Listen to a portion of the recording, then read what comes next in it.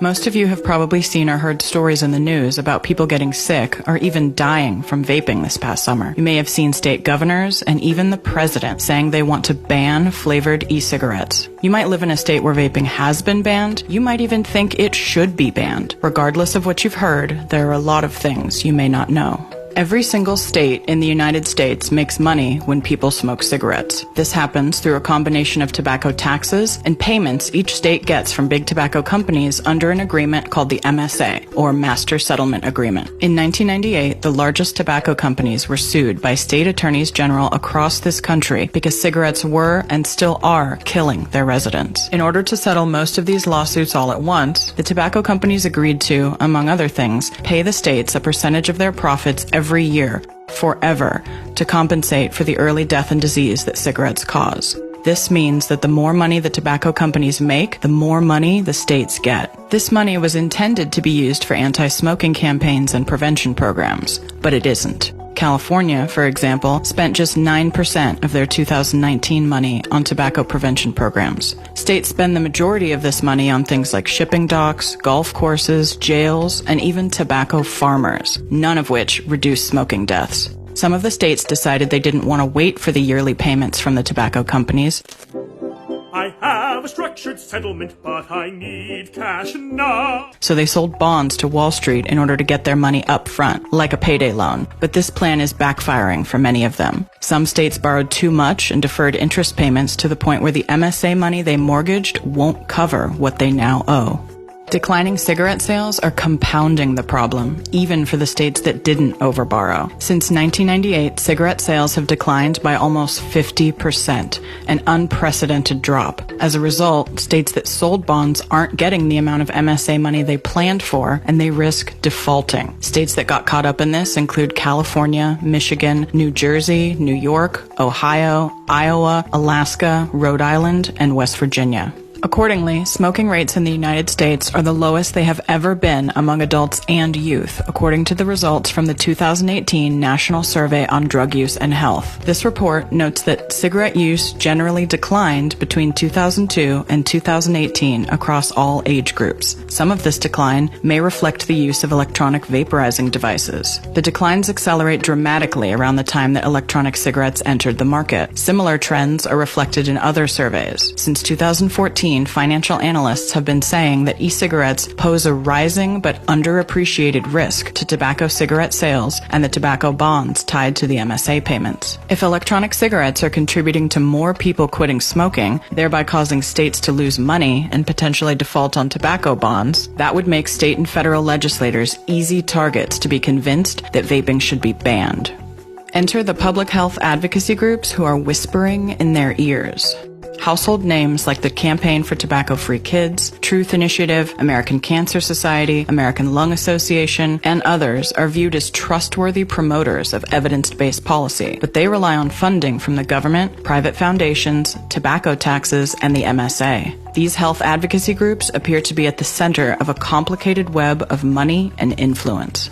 These groups, often referred to as tobacco control groups, require funding to survive, like all nonprofits. But the key difference with tobacco control groups is they want to appear as unbiased health authorities, with only the public's health being their primary concern. In order to maintain that image, they are somewhat limited in what funding they can accept, so many of them wind up relying heavily on government funding. In order to secure that funding, they have to make themselves an invaluable asset to the government, and they do that by lobbying on behalf of the government, something the government itself cannot legally do.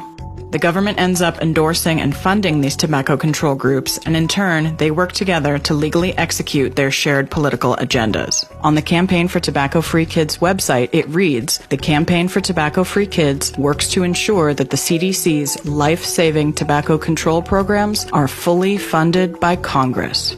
This symbiosis occurs both at the federal level with organizations like the Centers for Disease Control, as well as the state and local level. This is why you often see these groups at legislative hearings testifying in support of increased regulation, taxes, and bans on smoking and vaping. Two of the most vocal groups against vaping are the Campaign for Tobacco-Free Kids and the Truth Initiative. The president of Tobacco-Free Kids, Matt Myers, was instrumental in negotiating the MSA, which gave the states billions of dollars in additional funding. The Truth Initiative was created with MSA funds and is seemingly beholden to Myers and follows his lead on strategy and messaging. Consider that for a minute. The guy who negotiated the MSA came out of it with an additional squeaky clean nonprofit that would support his own agenda, an agenda that centers around making sure the MSA money is spent on organizations like his.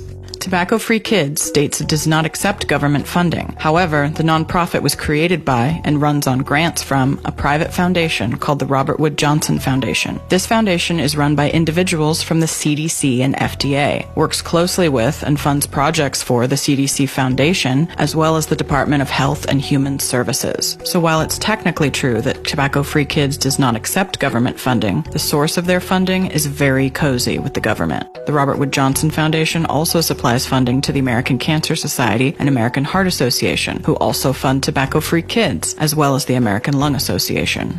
These organizations team up together on projects that have included pressuring and suing the FDA for delaying e-cigarette regulatory deadlines and vilifying the vaping industry publicly. The weight of all of them together is often too persuasive for media outlets and legislators to bother questioning. Now that we understand the ties that bind all these organizations together, let's examine their reasons for trying to unravel the vaping industry.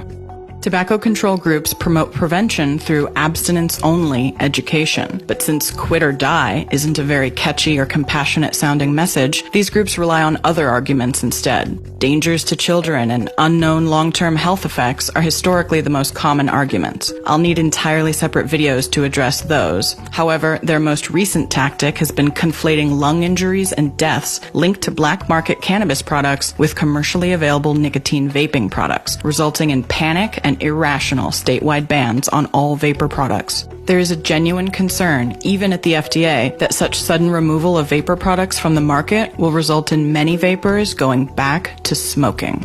Why would health groups want people to smoke again? While the purported goal of these tobacco control groups is to eliminate smoking, they've also made that task impossible by deliberately orchestrating and persuading state governments to rely on tobacco money as a source of state revenue. The simple truth is that if smoking were eradicated, tobacco control groups would be out of a job. It's in their best interest to combat smoking, but not too well. Enough to show that they're worthy of money, but not enough to become obsolete. And if smoking rates start dipping dangerously low and money starts drying up, what better way to ramp up support than to identify another target that poses an epidemic to children, like vaping? All the better if that new target might also be the cause of declining smoking rates.